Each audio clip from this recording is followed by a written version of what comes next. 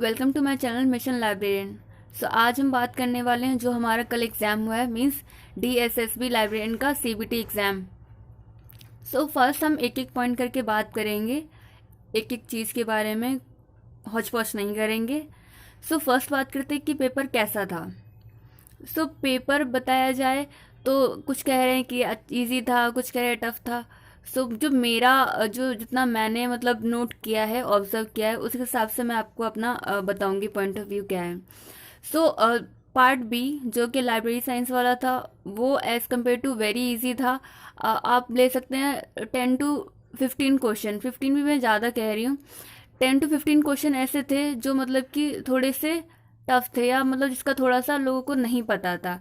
बाकी 90% जो पेपर था वो बहुत ही इजी था। आपको वही बेसिक वाला था कि UDC किसने दिया है, इफ्ला का हेडक्वार्टर्स कहाँ है, जो कि बहुत ही कोमला का कहाँ से होता है प्रकाशन। बहुत ही बेसिक क्वेश्चन पूछे गए थे। अब पार्ट ए के बारे में बात करते हैं।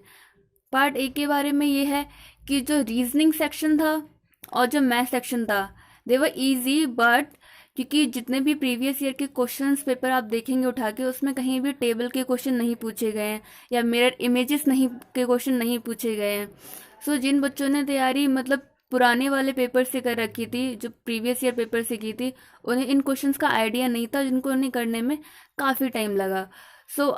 पेपर ईजी था बट इट्स लेंथी, क्योंकि उसे करने में बहुत टाइम जा रहा था। कई सारे बच्चों का ऐसा भी हुआ है कि उनका फर्स्ट हाफ में जो पेपर 1 है जनरल पार्ट, उसमें इतना टाइम लग गया कि जब पार्ट बी तक आए तो उनके कुछ डिसिप्लिन है, जैसे 5 डिसिप्लिन में डिवाइड था लाइब्रेरी साइंस का पेपर, उनके कुछ डिसिप्लिन छूट गए या उनके लिए टाइम ही नहीं बचा उनके पास करने के लिए, ऐसा भी हुआ है। एक तो ये था कि question paper easy but general part is lengthy, जिसका सीधा इफेक्ट किस पे पड़ता है, पार्ट बी पे। क्योंकि जब तक आप पार्ट एक पूरा कंप्लीट नहीं करेंगे तब तक आप पार्ट बी पे जा नहीं सकते हैं। तो ये वाली चीज़ यहाँ पे लैग कर जाती है कि आप टाइम वाली चीज़। ये तो होगा कि पेपर कैसा था, उसके ऊपर हो गई।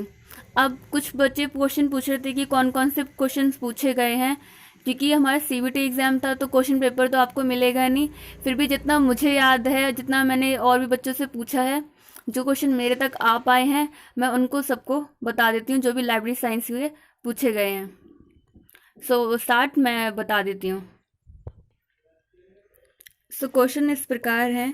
फर्स्ट क्वेश्चन ये है कि एला मतलब कि ALA के अध्यक्ष कौन है।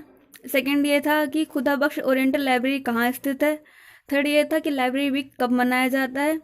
फोर्थ, कोमला का हेडक्वार्टर्स कहाँ है। इसी तरीके से इफ्ला का हेडक्वार्टर्स पूछा गया था। इंस्टॉक का न्यू फॉर्म क्या है, निस्केयर। ऐसे 7 पूछा गया था कि how many tables in DDC 19th edition. फिर पोस्ट कॉप में एस का किस चीज़ के लिए स्टैंड करता है, स्टाफिंग के लिए, ये पूछा गया था। आगे और भी क्वेश्चन हैं, वो भी मैं बता देती हूँ। 8th ये था हमारा कि जो 5 लॉज ऑफ लाइब्रेरी साइंस हैं वो उसके लेखक कौन है। नेक्स्ट है books for all. Books for all के अंतर्गत कौन सा नियम आता है, जो 5 लॉ ऑफ लाइब्रेरी साइंस है वो उनमें से कौन सा लॉ आता है। 10th ये था कि save the time of user, ये कौन से लॉ के अंदर आता है। ऐसी स्टैक रूम गाइड था, ये कौन से लॉ के अंदर आता है। 12th है कि जो सियाजी राय गायकवाड़ थर्ड थे, उन्होंने भारत में लाइब्रेरी साइंस के लिए किसे बुलाया था, तो वो BA वार्डन थे। 13 ये था कि UDC के निर्माता कौन है, Henri Fontaine and Paul Otlet. 14th ये था कि जो SLA है उसकी फाउंडेशन कब रखी गई थी, तो वो ये था 1909। ये कुछ क्वेश्चंस हैं जो मुझे याद हैं और कुछ मतलब मेरे तक क्वेश्चन आए हैं। अब बात करते हैं कि कट ऑफ कितनी जा सकती है और जो उसकी आंसर की है वो कब तक आ सकती है। अकॉर्डिंग टू मिक्स रिएक्शन, मतलब जितने भी लोगों से बात हुई है, जितने भी लोगों को ऑब्जर्व किया है, उनके हिसाब से बहुत ही मिक्स रिएक्शन है।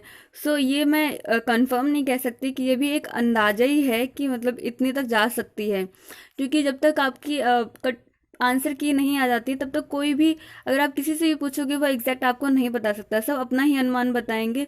ये मेरा अनुमान है कि मुझे ऐसा लगता है कि जो जनरल की है वो 120 प्लस से 130 के बीच में जाएगी, 130 क्रॉस नहीं करेगी।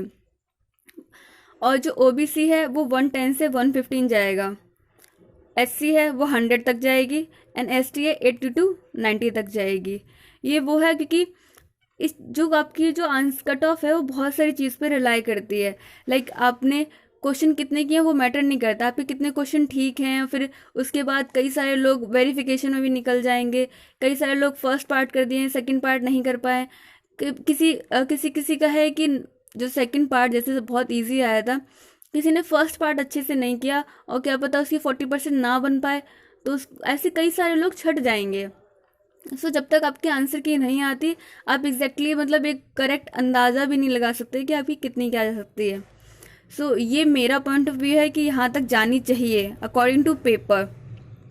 अब नेक्स्ट बात करते हैं कि आंसर की कब तक आएगी आपकी।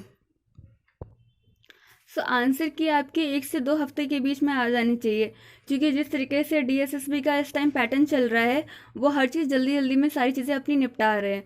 वो कोई भी चीज़ अपनी लास्ट के लिए नहीं छोड़ेंगे, तो जितना भी उनसे जल्दी पॉसिबल हो सकेगा वो आपके आंसर की दे देंगे। उसके लिए आप बेफिक्र रहिए, आपके आंसर की आ जाएगी 1 से 2 हफ्ते के अंदर। नेक्स्ट बात करते हैं कि आपको अभी भी मैं यही कहूँगी कि अभी भी आप टेंशन मत लीजिए। आप अगर देखिए आंसर के आने तक का वेट कीजिए, उसके बाद आप जनरलाइज करिए और मतलब चीज़ों को, और खुद मतलब कि ऑब्जर्व करिए कि आपका कितना बैठ रहा है, आपका होगा कि नहीं होगा, वो आप आंसर की देख के ही पता लगा लेंगे।